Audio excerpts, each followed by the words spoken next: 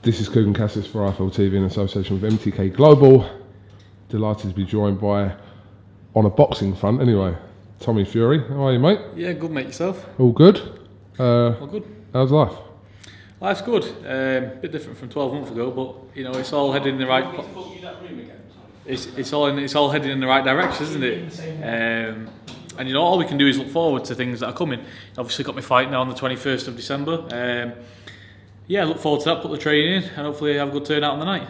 Because when you kind of entered the island and then kind of left the island, shall we say, people did wonder whether you would actually return to boxing, because you probably wouldn't have to. Yeah. In terms of financially, with kind of the opportunities that would be presented to you, but boxing is in your family and in you, so it's something that you was always going to do. Of course, it's always something I was going to do. You know, I never questioned it once in my own mind, because what's on you will come out of you. You know, I've been doing boxing way before Love Island even came about. You know, I was doing the boxing, I was training, I was paying my dues in the gym, and you know, I did the Love Island stint, 2 months. You know, all sort of stuff, whatever you want to call it. But now I'm back doing what I've always done, and I want people to always remember that I mean business, and I'm not here from a promotional front or anything. I'm here to fight, and I mean business. So you resume your career in December at the Copper Box. Yep. Are you kind of going full steam ahead now, kind of trying to carry on from the couple of fights that you've already had in your career? Yeah, I want to pick up where I've left off. I left off with a good knockout win in Leicester on the 23rd of March. I intend to pick up right just there. You know, I'm training very hard now. I'm putting all the hours in that I can. You know, don't get me wrong, it's hard to fit it around schedules now, but you've got to make time for the stuff that you love and what you want to do. I think a lot of people were tuning in to watch you, like boxing fans were tuning in to watch you on the off chance that your dad pops into the island. Yeah. That was always the big question, wasn't it? All right, John. But people were genuinely like, when's Big John entering the island? Yeah, for sure. You know, it would have been. I think the TVs would have crashed if that would have happened. You weren't up for it, were you, John? I was, but I'll tell you. Oh, you can tell me another time. Let's just kind of, we'll recap on what you said in the press conference there, Tommy, about the fight over the weekend, which was much talked about. A lot of people had their opinions about 2 YouTubers headlining a card at the Staples Centre, pay-per-view across many different countries. Yeah. But before we kind of come on to your comments about KSI, what did you think about that fight actually kind of taking place and headlining as a 6-rounder on that scale? I thought it was good. I thought it was very good, because at the end of the day, you know, a lot of people talk about boxing, talk about the fighters, but they don't get in the ring and back it up. You know, there's talk and talk and talk, but what can you say about these 2 guys? They've trained as hard as they can for 10, 12 weeks, whatever they've done. They've done all the public side, the media side. They've done it as a proper professional boxer would do. And they've got in the ring and they've had a fight in front of thousands and thousands of people. Now, from being a fighter myself and having fights and doing it, I can tell you that it takes a proper man to do that. You know, for even them to strap on the gloves and have it out in the middle of the ring, you know, you've got to commend them. You really have, because they're not talking and say, "Oh, I want to do boxing, I beat him, I want to beat him." They get in the ring and they're having the fights. So you can't say any fairer than. I think I saw some comments from boxers during fight week who kind of had an issue with it. I suppose they look at it like a lot of boxers, the majority of boxers kind of do struggle to earn financially, to get exposure, etc., etc. Yeah. But then these guys are coming with their exposure already there. Yeah, well that's it. You know, boxing's good, well and true. You know, boxing's sport, boxing's an art. But at the end of the day, I think it's good for boxing, because KSI and Logan Paul is bringing a brand new audience to boxing. So boxing is evolving all the time. You know, a lot more people are finding out about it. You know, they're getting involved with it. So I think it's great for boxing, you know, that they're bringing that in. In that press conference there, you just pretty much called KSI out. Yeah. Let's just say how it is. You could put it like that. You did just call him out. Can you talk to me about your thought process behind this? My logic behind that was I didn't really know too much about it. I know that they had the first fight in Manchester, very aware of that, and I'm aware that they had the second fight, but I wasn't aware that KSI wanted to keep fighting afterwards. You know, he said after the fight that, you know, he's a real fighter, he wants to keep fighting, he wants to keep boxing. And I thought, okay, fair enough. Well, I've not had no much a background, like, extensively. I've not been to the Olympics, I've not won no major titles, nothing like that. I've had 12 amateur fights when I was 15 years old. I've had, well, at the time, you know, hopefully I've had 3 pro fights. You know, it's kind of there. You know, I'm from the Love Island reality TV, he's from the YouTube. We're both known, got both big fan bases in the UK. You know, he's in London, I'm in Manchester. A Battle of Britain would be good. Don't you think that's interesting? Because listen, I wouldn't be sitting here calling his name if he didn't want to keep on fighting. But he says he wants to keep doing it. He declares himself as a fighting man. You know, I think it could come for a good fight. That. But listen, I've got to take care of my own job on the 21st of December and move on in my career. Listen, the offer's there. If he wants to take it up on me, he knows how to ring the phone, doesn't he? I'm just going to chuck this in. I'd absolutely love to see it. Yeah, I think a lot of people would love to see it because obviously KSI's had the 2 fights with Logan Paul. He's trained as a boxer. You know, he's evolving all the time. People would like to see him come up against, like, you know, a real professional boxer who's been doing it, you know, for quite a while now. You know, I might have not a lot of fights, but I've been training. I know what I'm doing. So I think people would, you know, tune in to see whether he can take on a real boxer and see how he fares against that. And, you know, not somebody of an impossible. It's not like he's going in there taking on a world champion, is he? You know, you can never say never in boxing. So we'll have to see. You know, he knows where it's at anyway. Let me ask you a question about Logan Paul. Before the fight, Logan Paul said that he will become heavyweight world champion within 4 years. Yes. When you hear a comment like that, considering your brother is lineal heavyweight champion and has held multiple belts during his career, obviously, but when you hear that, what do you think? I mean, I have to take a round of applause for self-belief. You know what I'm saying? Listen, that's how, believe it or not, that's how every man should think, though. Any man who steps into that ring and doesn't think that they can become world champion or doesn't think they can become the best should not be in the ring. Because if you're scared of another man or you think you lose to another man, you should not be in the boxing ring. You should be in. I don't care if you put me in with anybody. I'll still, even though I might not, I'll still 100% believe that I will win. Because that's how you've got to look at it. So I'm sure KSI at that time was thinking, do you know what? Yeah, I'm really into this. You can get a bit carried away. I think that's maybe what he would have done. But listen, if his belief says Logan Paul that actually said that comment about being. Well, Logan Paul then he might have got a bit carried away there. Yeah. Maybe in a couple of years' time. Absolutely. Can we bring in your other half here? Oh, you want me to be in it? Yeah, come on, jump in. Yeah, I can do. Swivel the chair. Have you two had a deal with Gucci or something? 'Cause No, not quite, not yet. not yet. We've got You want to push for that, mate? Okay. At least a little discount card at Gucci goes down the treat. Well, you know, you've got to look smart, haven't you, for the occasion?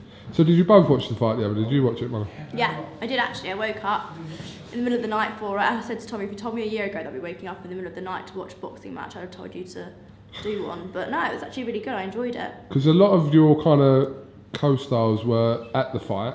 Yeah. I interviewed some of them. Yeah, for sure. At the fight, they were there. So, yeah, did you think about going out to it? Or? No, at the end of the day, you know, I've been training for my own fight now for a number of weeks. But I thought I'd take a little back seat and I'd watch it. You know, you don't need to be up close and personal. I watched it in the hotel room on a little iPad on charge. Nothing big, nothing spectacular, but it got the job done. It's a good thing it was on charge, otherwise you wouldn't have been able to watch it. Yes, a good thing it was on charge, yes. How's life for you, Molly? Really good, actually. Yeah, busy, constantly busy, but really good at the moment. Must be a bit of a whirlwind as a couple and over the last few months because you're being probably pulled from here to there. Yeah, it's been hectic, but I think you make time to obviously, you know, for us too, we make the time. It's just like prioritising as well. Obviously, work is so important right now, but obviously you've got to prioritise your relationship because that's always going to be there and it's what you go home to at the end of the day. So just make it work. Does work put a stress on your relationship? No, definitely not at the end of the day, because it's a lot easier living together now, obviously. Like, it'd be hard if she was still living in Hertfordshire and I was living in Manchester, going up and seeing her over the schedules, but it don't matter because whatever we do during the day, we'll always come meet back up at the night time because we live together, so it is easy, but like Molly said, you touched on it there, you got to make time for the things that are most important to you in life. You make time for your career, you make time for your relationships, you make time for your family, your friends, all sort of stuff. You know, and that's basically what I've done, and that's why it's working so well. How do you think you're going to feel next month about watching him ringside? It's the question that I get asked the most, and I always answer saying, you know, it's what he loves, it's his passion. So how can I feel, you know, nervous watching something that he loves so much? Obviously, it's going to be nerve-wracking watching him in a fight, but it's what he's good at and it's what he loves. So obviously, just support him 110%, whatever he wants to do. Well, some wives, girlfriends, and even mothers don't come and watch. Oh no, I'll be there. Yeah. I'll be at the ringside with my pom-poms cheerleading. No, I'm joking. No, do you know what it is? It's, I'll be his own personal ring guard, actually. Definitely not in them drills. Definitely not. Do you know what it is though? Right, you've got to have the right people around you. It's all about having the right people around you. If you've got negative energy or people who's, you know, always looking out for bad interests, whatever like that, you'll never do any good. Well, right now I've got everyone that's around me now is selling positive energy. You know, they want to see me do well. I've got the right people around me, and that's just the key.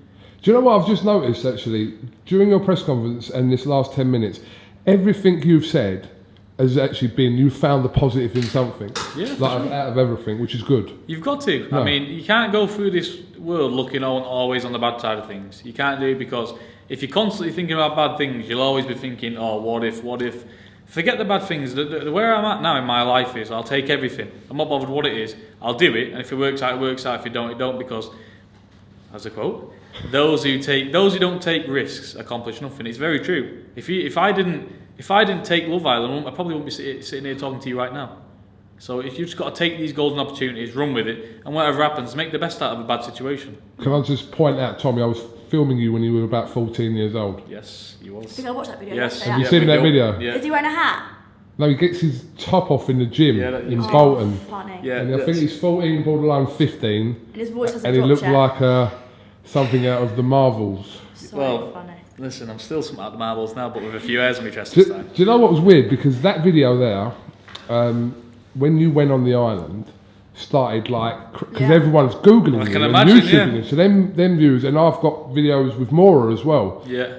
Not bodybuilding and training Oh, I'll and tell you stuff, what. obviously.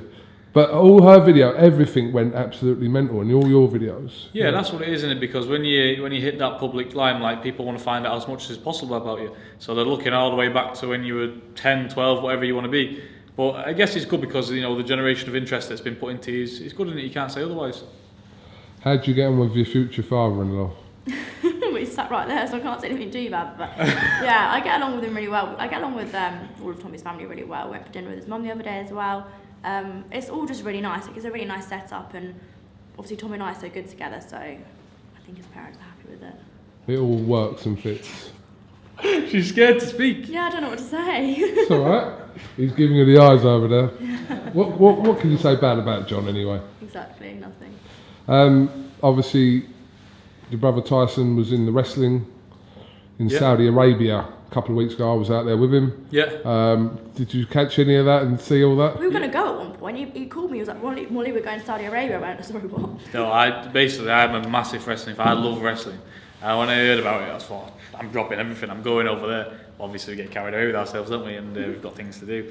But when it was in Manchester and I heard it was in Manchester, I took that like that because I'm a huge wrestling fan. And just to see him in a wrestling ring is honestly, it's unbelievable because he's literally living my dream right now. He's doing everything. I'm going to tell you a little story from Saudi Arabia. Not anyone knows, apart from the people that were there. But Tim Alcock, who was Tyson, he offered out Brock Lesnar. And how did that one go down? It didn't go down very well, to be honest with you. I think Brock Lesnar, what happened was in the corridor. I hope Tim don't mind me saying this story. Was in the corridor, and Tim was just looking over at Brock Lesnar. Nothing. And I think Brock Lesnar, according to Tim, said to him, what are you looking at? And he went, what do you mean, what am I looking at? What, you want to fight or something? Come on in. And then there was a complaint made about Tim over that comment, but Tim was saying, I was ready. Well, 100% respect to Tim. Definitely, I think Tim would have put up a good fight. Definitely. But listen, I don't know. That seems like a funny story. I think it's one of them you had to be there to find it like that. It was, yeah. But I've heard of a few people. He's quite a serious man, that Brock Lesnar, really. yeah, he is. Well, do you know what it is? It is what it is, isn't it? It's wrestling. I suppose it's got to be his character, and or something like that. Absolutely. There's also talk of your brother going into the UFC. Training with Darren Till the other day, we saw some footage of that. You just don't know, do you? You know, he's doing everything. I mean, don't be surprised if he's moving to Mars next week. Honestly, he's got his finger in every pie. But listen, it's the best way to be because, over the years of, he's become a household name, not only in the UK but worldwide. He's known everywhere. So all these companies, famous companies, are going to want a piece of him because he brings that it factor to your business. He brings what they're looking for. So, if companies are telling him to go this way and that way, and if he can fit it in with his boxing, then why not? You'd be a fool not to. Just boxing-wise, finishing off, for you, realistically, if you could kind of plan out your next 12 months in your head, where do you want to be this time next year, boxing-wise? Boxing-wise, well, I'm a realist at the end of the day. I've had 8 months out the ring. The last fought in March. 8 months out the ring, fight in December. I want to have good learning fights. A lot of people who don't know boxing, they'll say, "Oh, this is not fighting anybody's not doing this, not doing that." But people who know boxing knows that you have to take these fights to learn. So this time next year, I see myself having a good amount of learning fights and possibly challenging for some major titles next year. But listen, it all goes by feel. You know, we can only go on my performances. So if I start going there, putting performance after performance on, A-star performances, then the faster it'll move. But if it takes a bit more for me to learn, then we'll keep going with the learning fights. That's as simple as that. You know, I've just turned 20 years old. You know, there's no rush at all. You know, people don't turn pro until 24, 25, so there's no rush at all. So I'm going to take my time, take these learning fights and evolve as a fighter, because I don't want this as a short career, like, oh yeah, win a few, oh yeah, lost and he's never heard of. I want to be the best in the world at some point. So I'm not going to rush taking stupid fights that I know I can't win. You know, you've got to be realistic about these things. Take the learning fights, gradually step up and step up and step up, so when you're at that peak moment, you know that you've had them fights, them learning fights, you know. That's what you've got to do. And I feel like a lot of young fighters today, they bite off more than they can chew. They're not realistic, to get carried away.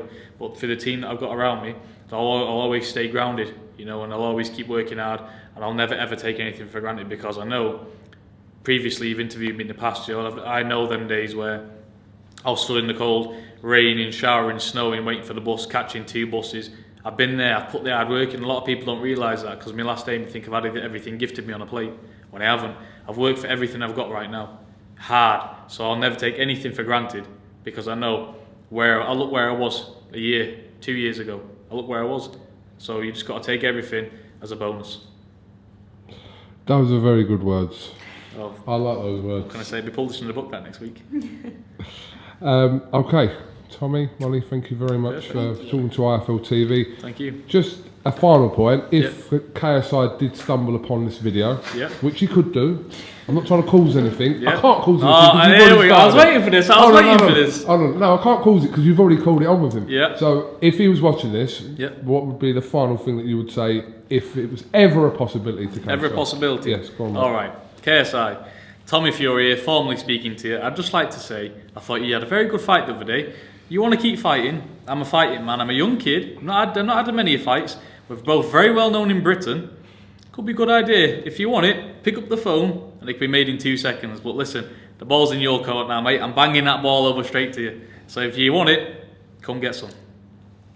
We can leave it there. Tommy, Molly, thank you very much for talking to IFL TV, and we'll catch up with you ahead of December 21st. December 21st. No problem. Thank you.